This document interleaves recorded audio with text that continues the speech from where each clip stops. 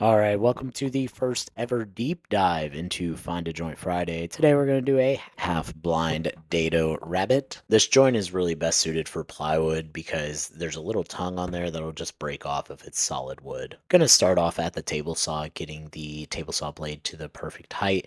I use the actual piece of plywood next to the blade and then run these spacers across the top, and it should just barely graze that carbide on there. Half-inch plywood is what I'm using, and there's not really an easy way to divide that into thirds, so I'm just going with the next closest 16th and making sure that that fence is set to that thickness with the spacers. Spacers are really handy for stuff like this. I ran that piece through the table saw blade on end up against the fence. Now, if you would like more safety than you see here, feel free to use a featherboard and push block to make this cut. Now, for our next cut, we're going to need to know where the exact middle of the plywood is, and so a little tip for that is plywood always has an odd number of layers in it. So if you find that middle layer, find the middle of that middle layer, and you're pretty much at the half of that plywood. Since the plywood industry doesn't want to give us an exact half-inch piece of plywood, this is usually the easiest way versus measuring. Now we're going to go ahead and set that table saw blade to half the thickness of the plywood, and we're going to make two cuts at this height. The first one is cutting half of one of the ears off of that first piece. At this point, that first piece is finished and should look something like this. If you have a paper airplane at this point, you didn't pay attention to the video and you need to go back to the beginning. Now with our blades still set to half the thickness of the plywood, we're going to adjust the fence to 1/8 of an inch away from that blade so it gives us 1/8 of an inch tongue.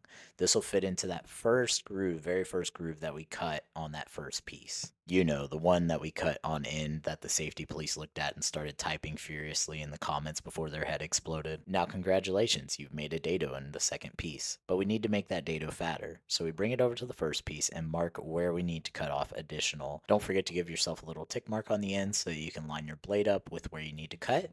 We're actually going to set the outside of the blade to that mark that we just set. So adjust the fence ever so slightly until it just touches it, and if we did everything right, these guys should fit together perfect. Now you do want this joint to fit fairly tight because once you sand these pieces, it will loosen up a little bit. How we doing? Everyone hanging in there? Awesome, because we're about to glue this sucker up.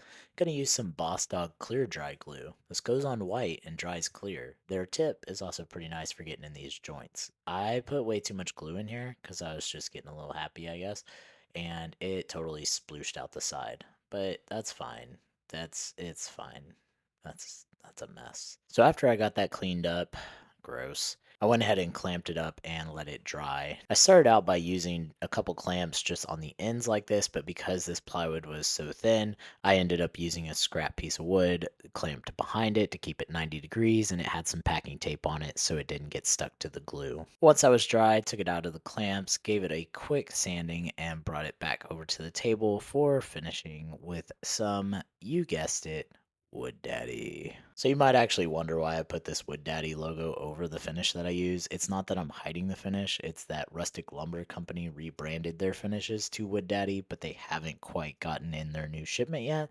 So until then, I just slapped their new logo over their can with the old logo. Now, if you've made it this far into the video and you like what you see, please consider hitting that subscribe button. It really helps us out as we are a new growing channel. Now, the moment we've all been waiting for, the beauty shots. Let me know down in the comments what you think about this joint, as well as this deep dive into how to make it. And as always, thanks for watching.